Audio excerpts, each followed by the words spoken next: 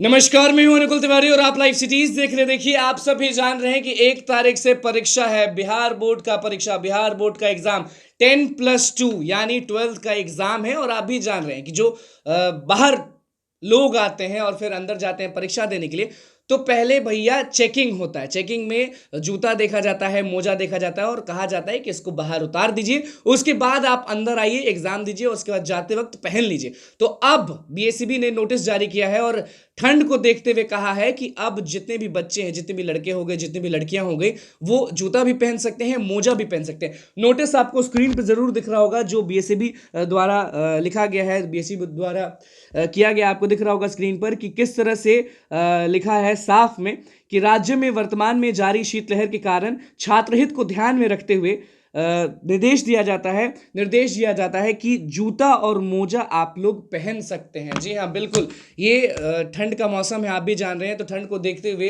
जो नोटिस जारी किया गया है आपको स्क्रीन पर दिख रहा होगा और हर जगह ये नोटिस जा चुका है। अगर आप एग्जाम सेंटर पे पहुंचते हैं और आपको कहा जाता है कि आप अपना जूता खोलिए, आप अपना मोजा खोलिए, तो आप उनको ज़रूर बताइए। हालांकि उनको मालूम होगा, लेकिन अगर किसी सेंटर पे ये होता है तो आप ज़रूर उनको बताइए कि ऐसा नहीं है, नोटिस आ चुका है और हम लोग जूता और मोजा पहन के जा सकते हैं। एक बार फिर से आप स्क्रीन पे देखिए कि नोटिस किस तरह से है और ऊपर में लिखा हुआ है और पॉइंट वाइज नीचे में भी आपको दिख रहा होगा। ऊपर में जो है वो 3 पॉइंट्स है जो आपको स्क्रीन पे दिख रहा होगा, जिसमें सेकंड पैराग्राफ में साफ हाईलाइट में आपको दिख रहा होगा, जहां पे लिखा हुआ है कि ठंड के कारण, शीतलहर जो होता है, ठंड के कारण जूता और मोजा पहनकर परीक्षा भवन में प्रवेश करने का अनुमति दिया जाता है। मतलब कि परमिशन ग्रांट किया जाता है, परमिशन दिया जाता है। जितने भी स्टूडेंट्स हैं, जितने भी लड़के, जितनी भी लड़कियां हैं जो परीक्षा भवन में जाएंगे एग्जाम देने के लिए, वो जूता भी पहन सकते हैं, मोजा भी पहन सकते हैं। उसके बाद नीचे आपको सिग्नेचर दिख रहा होगा, बिहार विद्यालय परीक्षा समिति यानी बीएसएबी ने नोटिस जारी किया है। उसके बाद आप नीचे देखे होंगे तो 6 पॉइंट है, 6 पॉइंट को आप अच्छे से पढ़ सकते होंगे। 6 पॉइंट में आपको अच्छे से बताया गया है,